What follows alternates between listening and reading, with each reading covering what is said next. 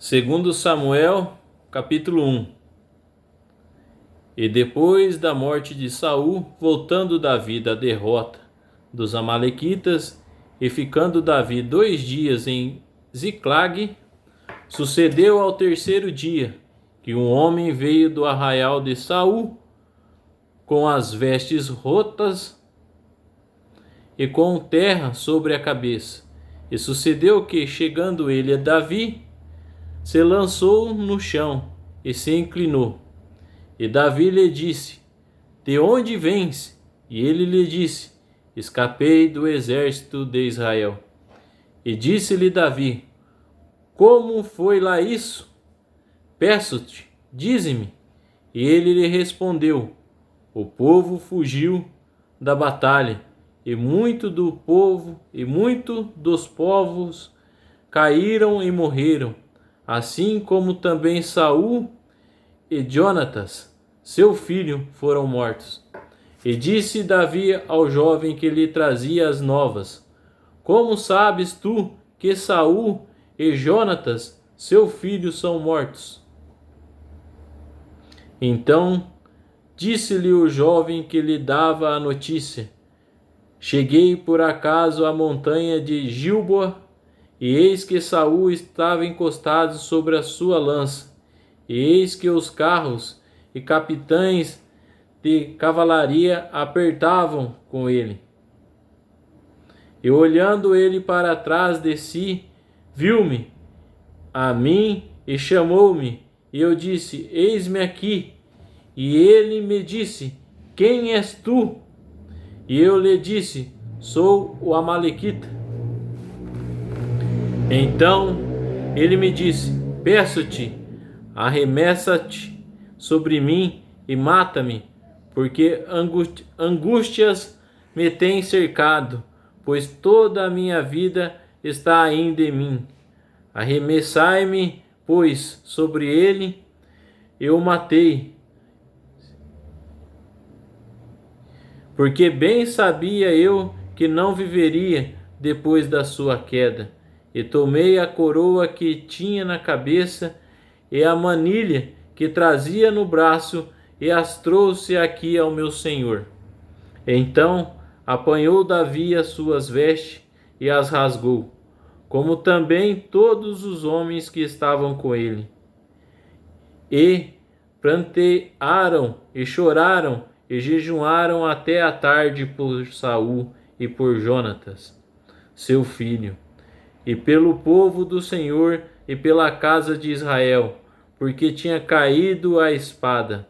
Disse então Davi ao jovem que lhe trouxeram a nova: De onde és tu?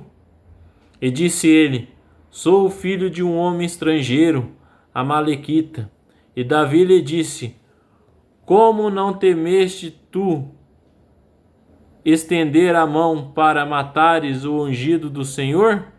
Então chamou Davi a um dos seus jovens e disse: Chega e lança-te sobre ele. E ele o feriu e morreu. E disse-lhe Davi: O teu sangue seja sobre a tua cabeça, porque a tua própria boca testificou contra ti, dizendo: Eu matei o ungido do Senhor. E lamentou Davi a Saul e a Jonatas, seu filho, com esta lamentação, dizendo ele que ensinassem aos filhos de Judá o uso do arco. E eis que está escrito no livro do reto: ornamento de Israel, nos teus altos fui ferido, como caíram os valentes. Não o noticieis em Gate, não o publiqueis nas ruas de Asquelon, para que não se alegrem as filhas dos filisteus, para que não salte de contentamento as filhas dos incircuncisos. Vós, montes de Gilboa, nem orvalho, nem chuva caia sobre vós, nem sobre vós. campos de ofertas alçada, pois aí desprezivelmente foi arrojado o escudo dos valentes, o escudo de Saul, como se não fora ungido com óleo. Do sangue dos feridos, da gordura dos valentes, nunca se retirou para trás o arco de Jonatas, nem voltou vazia a espada de Saul. Saul e Jonatas, tão amados e queridos na sua vida, também na sua morte, se não separaram. Eram mais ligeiros do que as águias, mais fortes do que os leões. Vós, filhas de Israel, chorai por Saul, que vos vestias de escarlata em delícias, que vos fazia trazer ornamentos de ouro sobre as vossas vestes. Como caíra os valentes no meio da peleja. Jonatas, nos teus altos foi ferido. Angustiado estou por ti, meu irmão Jonatas. Quão amabilíssimo me eras. Mais maravilhoso me era o teu amor do que o amor das mulheres. Como caíra os valentes e pereceram as armas de guerra. Segundo Samuel 2.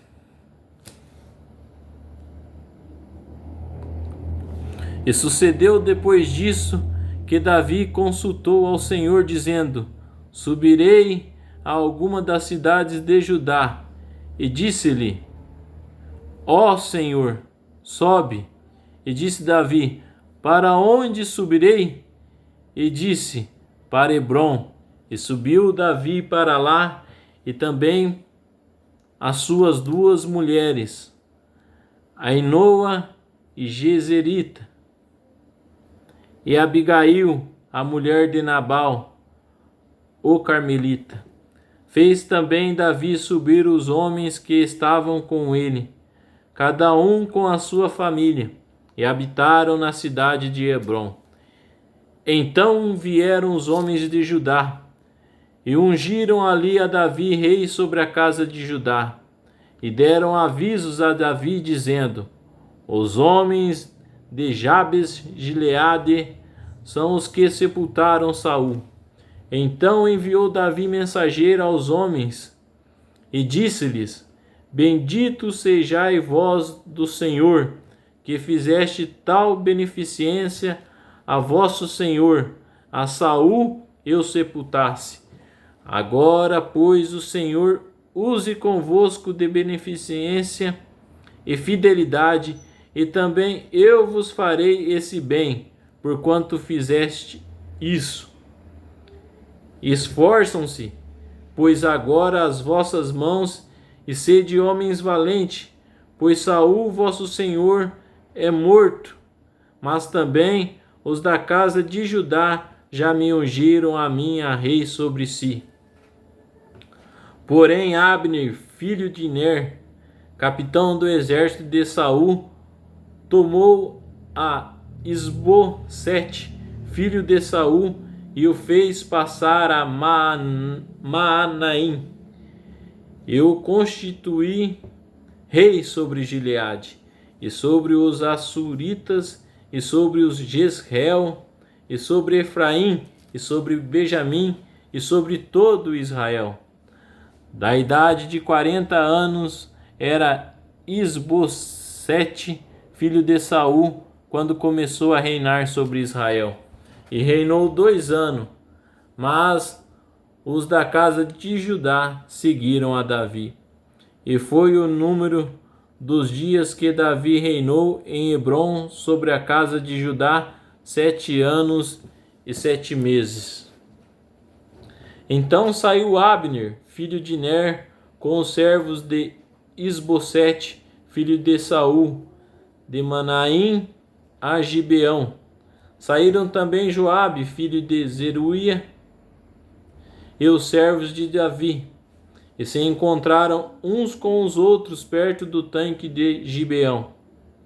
E pararam estes desta banda do tanque e os outros daquela banda do tanque. E disse Abner a Joabe: Deixa, levantar os jovens e joguem diante de nós. E disse Joabe: levanta-se. Então se levantaram e passaram por conta 12 de Benjamim, da parte de Isbosete, filho de Saul, e 12 dos servos de Davi.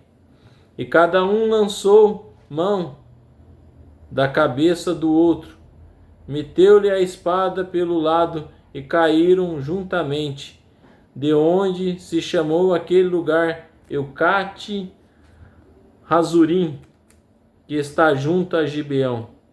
E seguiu-se naquele dia uma crua peleja. Porém Abner e os homens de Israel foram feridos diante dos servos de Davi. E estavam ali os 3 filhos de Zeruia, Joabe, Abissai e Azael. E Azael era ligeiro de pés, como uma das cabras monteses que há no campo. E Azael seguiu após Abner e não declinou de detrás de Abner, nem para a direita nem para a esquerda. E Abner, olhando para trás, disse: És tu, Azael? E disse ele: Eu sou. Então lhe disse Abner: Desvia-te para a direita ou para a esquerda, e lança a mão de um dos jovens, e toma os seus despojos. Porém Azael não quis desviar-se detrás dele. Então Abner tornou a dizer a Azael: Desvia-te de trás de mim, porque hei de te ferir e dar contigo em terra. E como levantarei eu o meu rosto diante de Joabe teu irmão? Porém, não se querendo ele desviar, Abner o feriu com o conto da lança pela 5ª costela, e a lança lhe saiu por detrás, e caiu ali e morreu naquele mesmo lugar.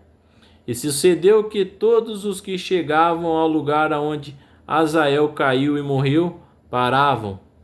Porém Joabe e Abisai seguiram após Abner, e pôs-se o sol, chegando eles ao outeiro de Amá, que está diante de Giá, junto ao caminho do deserto de Gibeão.